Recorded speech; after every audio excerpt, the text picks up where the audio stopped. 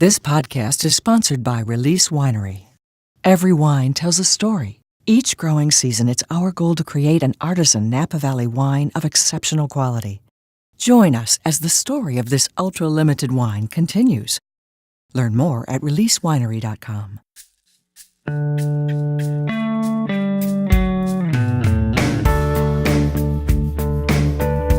I'm fine. Fantastic. Everything looks great. We are in a fantastic location, great day, great people. And you have a big tour ahead of you. Yes, this is the first stop of a long tour. We are going to stop in 8 towns around the United States. So it's going to be exciting. No, I'm a little bit worried, but thanks God, I have my father still active in the winery, which is 80 years old, but long experience, who is supervising the harvest. So I feel my shoulder covered. And because he drinks a lot of Lambrusco.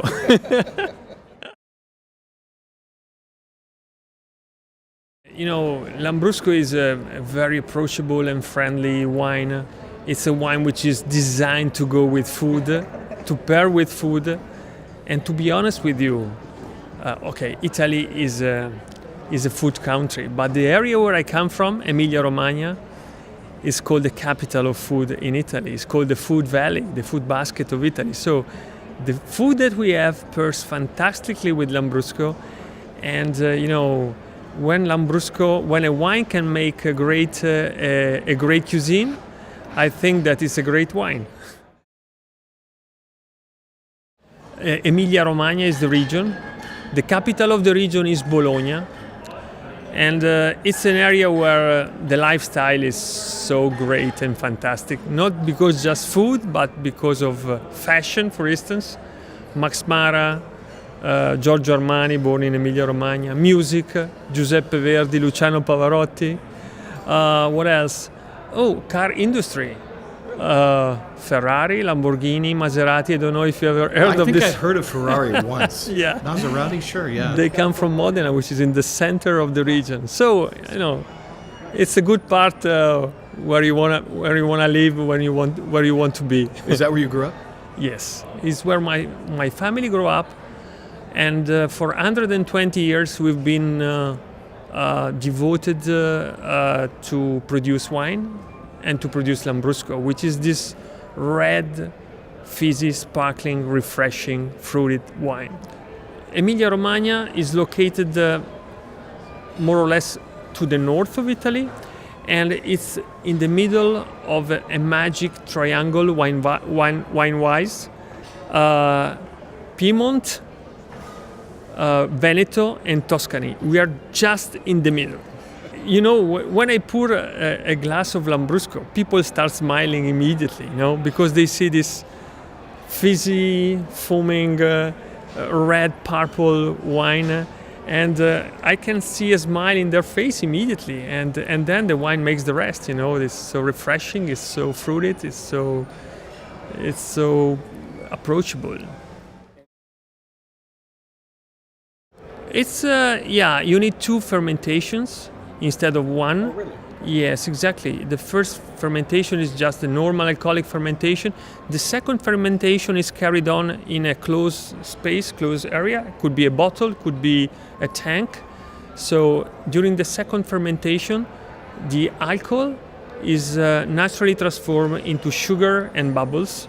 So they cannot evaporate, so they stay there. So it's a natural process. It's longer, but it's all natural. Alcohol content is very reasonable.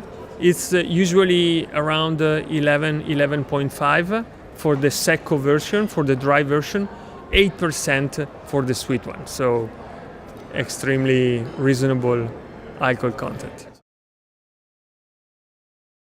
My great-grandfather founded the winery, and this was end of 1890.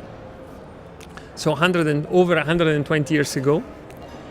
And then my grandfather Ermete, which gave the name to the winery, Medici Ermete, is the one who promoted and made the marketing of the winery and started enlarging the distribution. My father started to export the wine outside of Italy, and today we export our wine to over 70 countries around the world. Yeah, and actually my great-grandfather started, it's a very strange situation. He wanted to produce the wine for its own restaurants, because my great-grandfather owned 3 restaurants. And it was like a domestic production for its own restaurants. But then the restaurants were so successful that we increased the distribution to other restaurants, and this is how the winery started. He wanted to have his own wine produced by himself, so this is how it started. Actually, my great-grandfather had 2 sons and 3 beautiful daughters. So he sends the 3 beautiful daughters to run the floor of the restaurants. This is why they were so successful, probably, because he knew already the marketing idea of attracting customers. Figured it out. Yeah. That's not and a bad the 2 idea. sons he sent to the state to produce the wine for the restaurants. It was good thinking. Yeah, the on his clear part. ideas. Yeah, very clear.